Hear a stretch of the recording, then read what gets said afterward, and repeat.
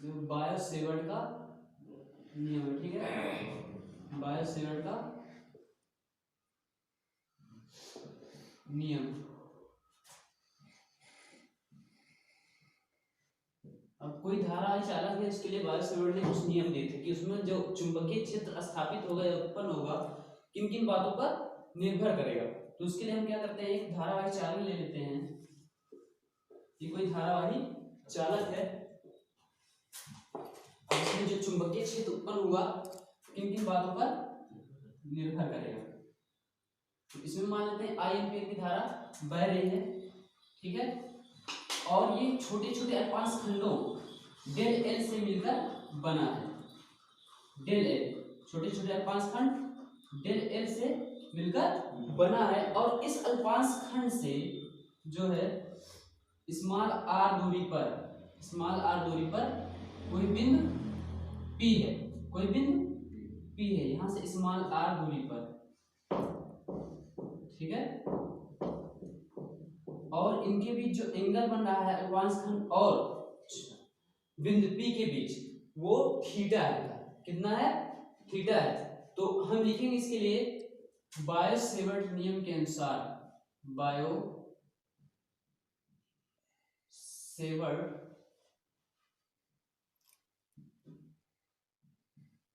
नियम के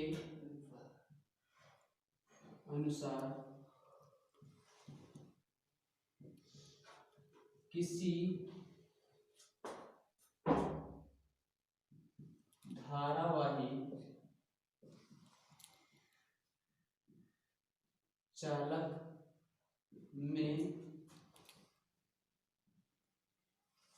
उत्पन्न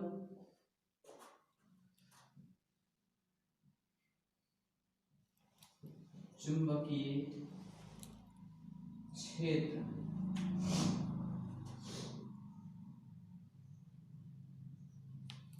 निम्नलिखित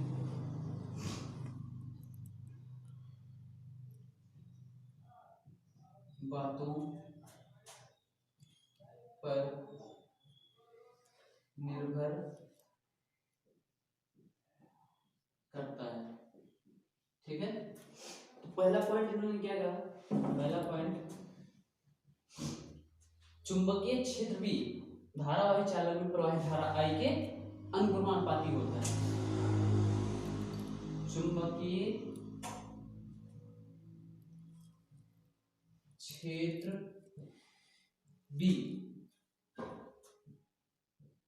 चालक में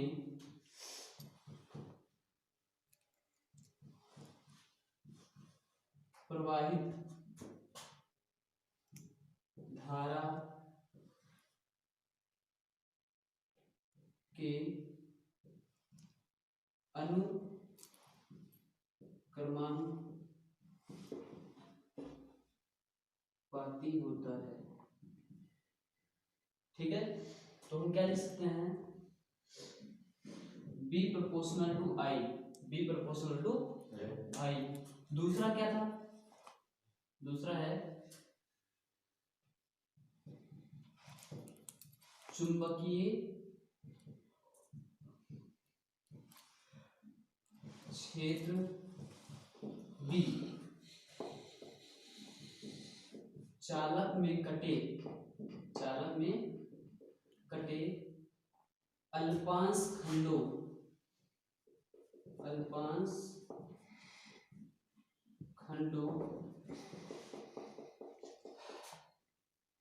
के अनुक्रमानुपाती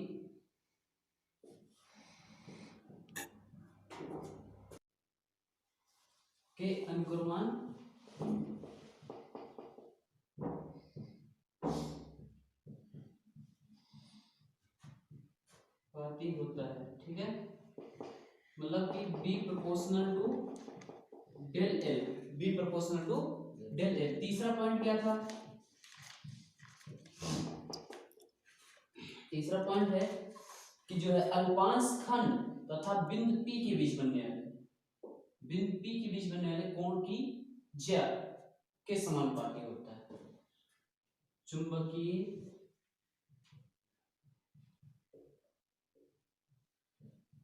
क्षेत्र बी अल्पांश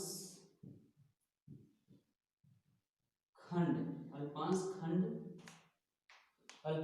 ये डेल तथा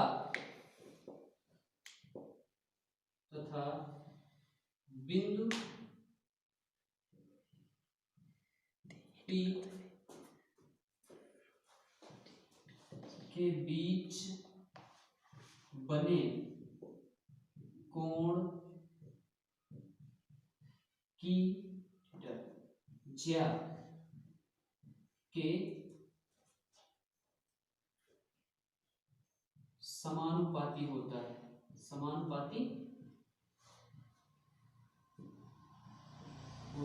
अर्थात क्या लिखते हैं, B proportional to sine theta. ज्या मतलब साइन थीटा, ठीक है। साइन थीटा को हिंदी में बोलते हैं ज्या। और चौथा पॉइंट क्या आता है कि चुंबकीय क्षेत्र बी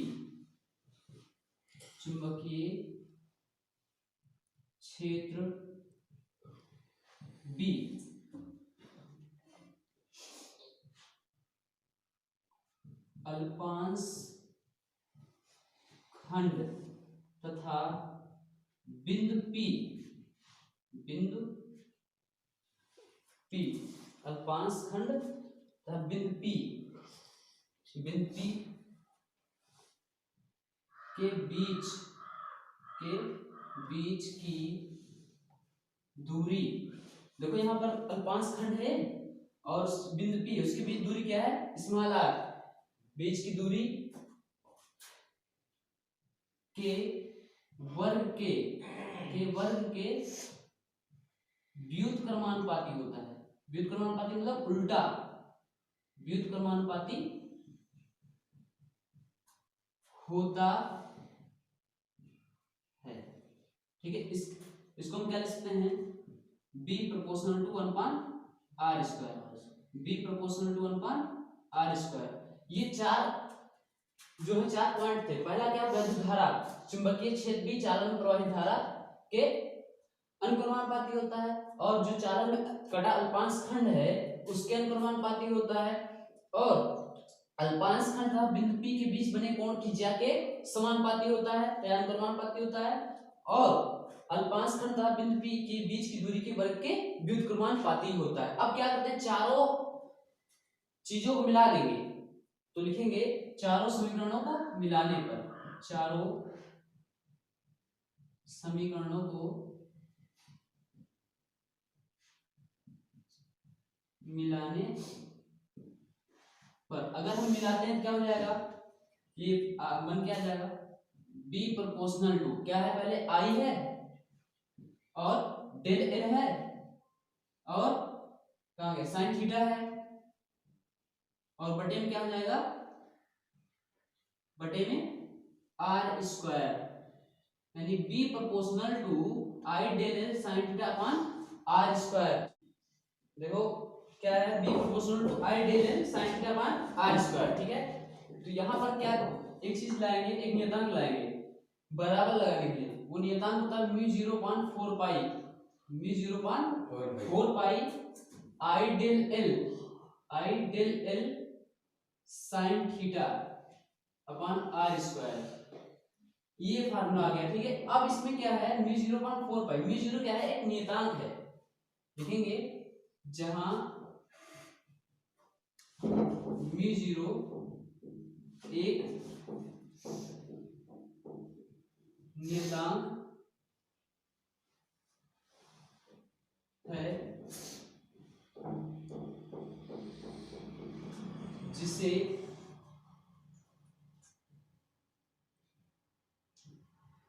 निर्वात की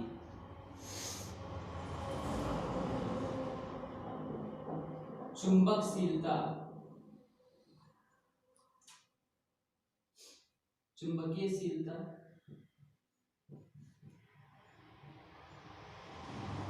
कहते हैं, या इसे चुंबकीय पारगम्यता भी बोलते हैं, ठीक है। या चुंबकीय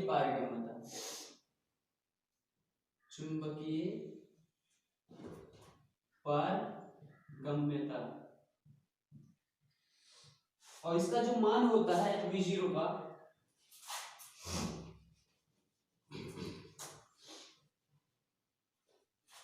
v0 का जो मान होता है